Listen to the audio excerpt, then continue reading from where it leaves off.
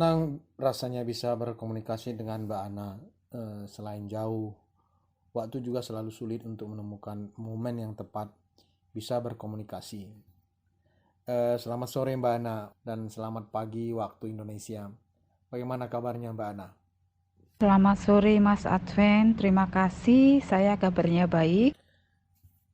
Bagaimana kabar suami Pak Smith dan kedua putra putri Anda Mbak Ana?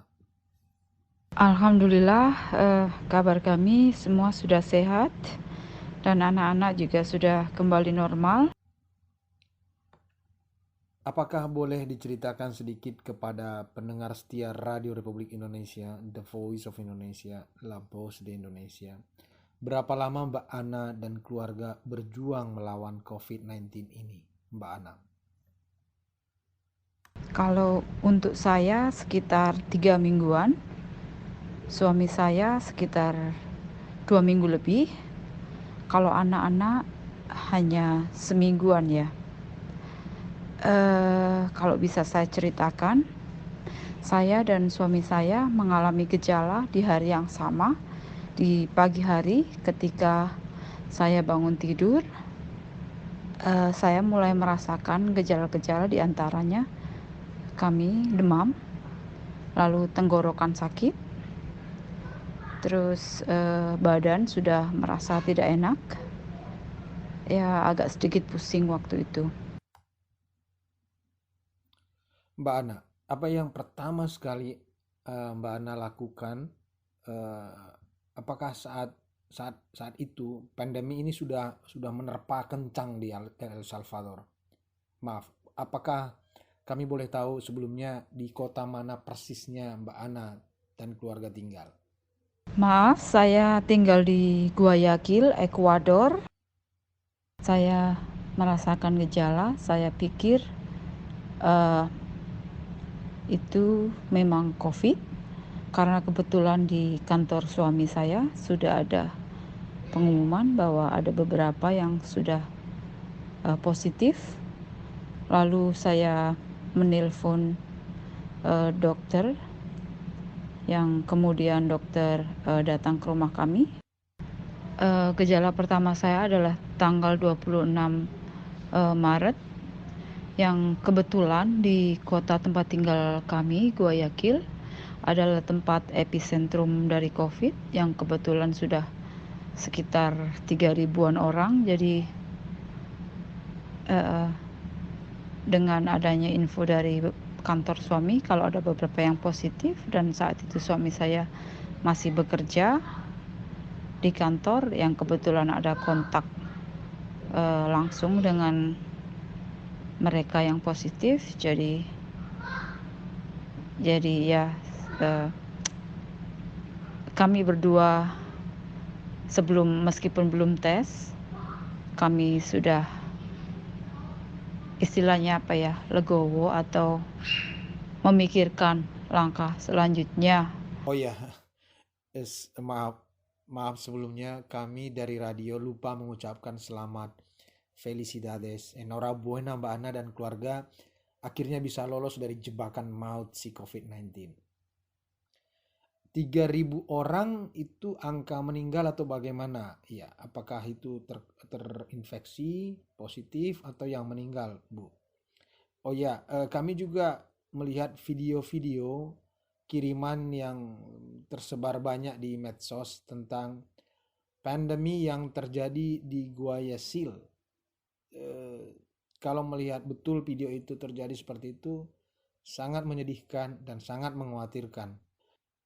Indonesia minggu-minggu ini banyak beredar video tentang Guayaquil, yang bisa saya konfirmasikan bahwa berita itu adalah hoax, karena sampai yang tercatat resmi dari pemerintah Guayaquil per hari ini adalah 474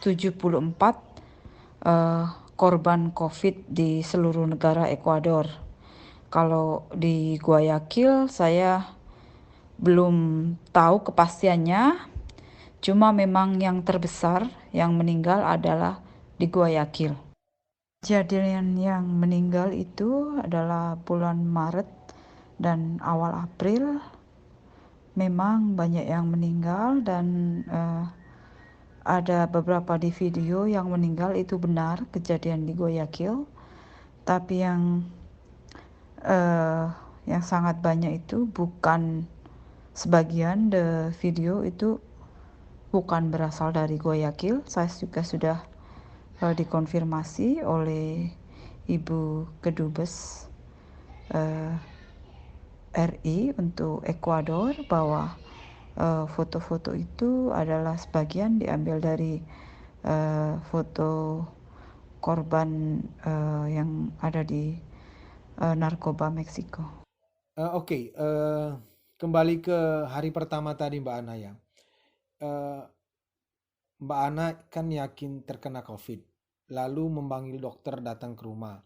Setelah itu apa yang Mbak Ana dan keluarga lakukan?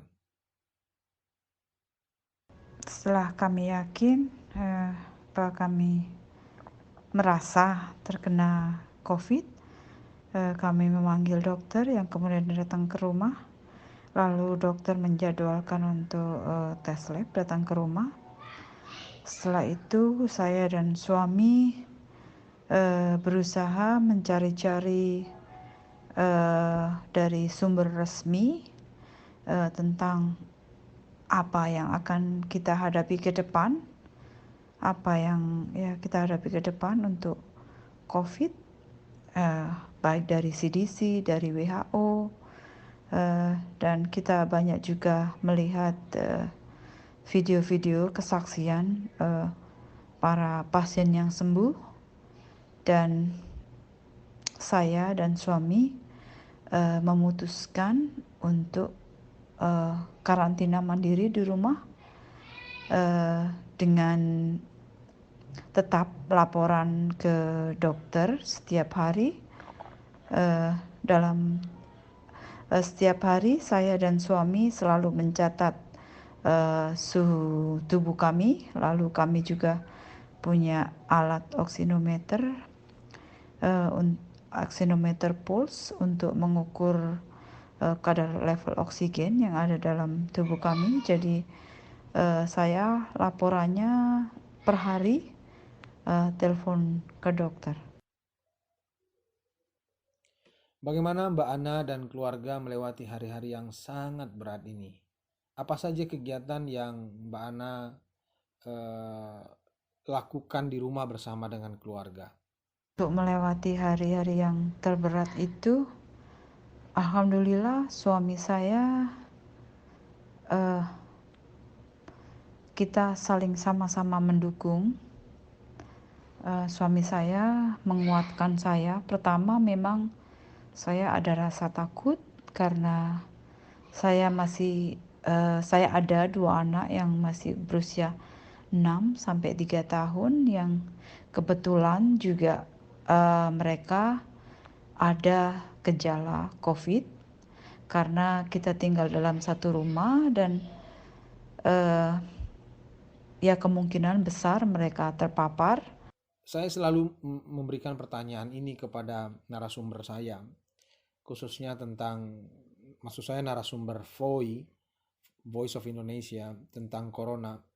Apa yang membuat Mbak Ana keep on fire setiap hari, tetap bersemangat untuk terus melawan corona 19 ini, Mbak Ana? Bisa melewati hari yang berat ini karena ada dukungan besar dari suami saya yang berusaha menguatkan saya. Dia berusaha memberikan contoh kepada saya bahwa kita bisa melewati ini semua. Jadi kita hidup seolah-olah kita tidak mendapatkan virus ini, kita tetap hidup normal. Dia tetap menemani anak-anak, tetap bermain dengan anak-anak, dan saya tetap berusaha dengan kesibukan saya sehari-hari seperti memasak, membersihkan rumah, dan menjahit. Itu kegiatan aktivitas yang kami lakukan untuk menyibukkan diri dan menghilangkan pikiran-pikiran negatif yang ada pada kami. Memberikan semangat pada kami adalah kedua anak kami. Kami menyadari betul dengan adanya virus ini, tidak ada orang yang bisa menolong kami karena kami percaya dan yakin social distance itu benar-benar harus kita terapkan. Jadi selama kita sakit, kami tidak membuka akses ke siapapun. Kebetulan kami tinggal di apartemen, jadi kami tidak keluar selama 3 minggu, hanya di dalam rumah. Jadi ya otomatis saya dan suami ya yang harus ada untuk anak-anak, semangat untuk anak-anak. Pertanyaan saya agak sensitif ya, maaf sebelumnya. Apakah sempat terpikir sih dalam benak Mbak Ana itu akan menjadi korban? Saya tidak merasa menjadi korban ya, karena di tempat tinggal kami di kota Guayaquil yang kebetulan sudah sangat banyak sekali berita-berita dan memang banyak orang yang sudah positif dan saat itu sudah diberlakukan lockdown. Ya soon or later, karena aktivitas suami saya ya well, when we get it ya kita accepted. Bagaimana Mbak Ana dan suami bisa menyampaikan keadaan ini kepada kedua anak-anak yang masih kecil? Apakah mereka bisa paham masalah yang betul-betul sedang dihadapi, berada di rumah, tidak bisa keluar, tidak bisa sekolah, sesuatu yang bagi kita sendiri sebenarnya susah, apalagi bagi anak-anak, Mbak Ana? Pertama, memang amat sangat berat ketika saya merasakan gejala itu dan memikirkan kemungkinan memang betul positif, memang sangat berat karena saya berpikir anak saya masih kecil-kecil dan saya yang notabene-nya jauh dari keluarga di Indonesia dan suami saya juga sangat jauh dari keluarganya, jadi itu memberikan saya semacam motivasi untuk saya harus survive. Saya bukan korban, saya harus bisa melalui ini semua sebab saya melihat banyak data-data juga yang banyak juga pasien yang bisa sembuh yang pada seusia kami, dan juga saya dan suami tidak ada semacam kayak penyakit bawaan yang bisa memperparah keadaan kami. Untuk anak saya yang pertama, dia sudah kelas 1 SD, kebetulan dia memang sudah mengerti itu apa itu virus, yang kebetulan dia sekolahnya sudah diliburkan dari tanggal 14 Maret, jadi dia tahu dan kita memang beritahu dia kalau ayah dan ibu sakit. Jadi yang anak saya yang pertama mengerti ya, dan untuk yang kedua dia masih berusia 3 tahun, jadi ya dia tetap riang bermain. Mereka berdua tetap riang bermain meskipun sepertinya mereka berdua juga terkena virus, karena di hari kelima pada waktu kami sakit, mereka juga mengalami gejala yang sama dengan kami tapi kami tidak mengambil tes sampel mereka karena kami membaca di WHO dan CDC bahwa virus ini tidak begitu berpengaruh untuk anak-anak. Jadi kami memutuskan tidak akan mengambil tes untuk anak-anak yang kami pikir juga kebetulan di sini alat tes itu sangat-sangat dibutuhkan karena banyak sekali orang yang sudah terkena. Pada saat saya sakit, saya juga tidak begitu banyak memberitahu teman-teman, hanya kira-kira ya pada hari kelima ketika memang sudah benar-benar saya memberitahukan keluarga saya di Indonesia bahwa saya memang terkena virus ini dan hanya teman-teman dekat yang tahu karena kami tidak ingin membuat banyak orang khawatir dan kami tetap ingin hidup nyaman dan tenang dalam menjalani ini tanpa banyak orang yang mengkhawatirkan kami. Saya membayangkan tinggal di apartemen itu berat ya, terkurung kurang lebih. Ya, sekalipun masih ada stok makanan, pikiran positif dan kegiatan-kegiatan yang selalu Mbak Ana dan keluarga bisa lakukan. Tapi apakah ada kata-kata atau lagu yang membuat Mbak Ana dan keluarga tetap punya semangat kita harus keluar dari bahaya ini, Mbak Ana? Tidak ada kata-kata khusus atau lagu untuk menggambarkan saya tetap berjuang, tapi saya hanya punya keyakinan bahwa saya bisa melewati ini semua demi anak-anak saya. Hanya itu tujuan hidup saya. Saya harus survive dan saya harus sembuh demi kedua anak saya. Terima kasih banyak, sangat senang mendengarkan sharing yang sangat berharga ini. Kami dari Voice of Indonesia sangat berharap bahwa suara, the voice dari Mbak Ana ini bisa didengarkan oleh semua pemirsa pendengar radio, terutama bagi saudara-saudara kita yang seperti yang sebelumnya Mbak Ana dan keluarga Davi berjuang melawan virus corona dalam keluarga mereka. Apakah ada pesan khusus yang Mbak Ana bisa sampaikan kepada kami melalui Voice of Indonesia, Mbak Ana?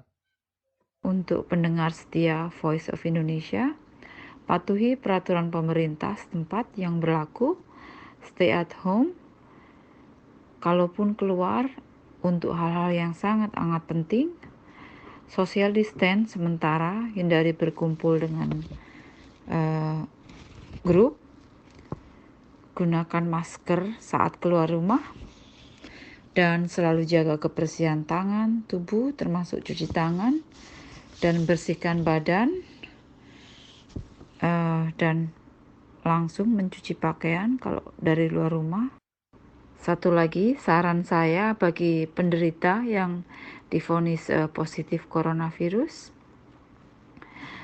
langkah pertama yang harus kita lakukan adalah kita harus mengubah mindset diri kita dari ketakutan menjadi sesuatu yang positif atau berpikir positif bahwa kita bisa sembuh.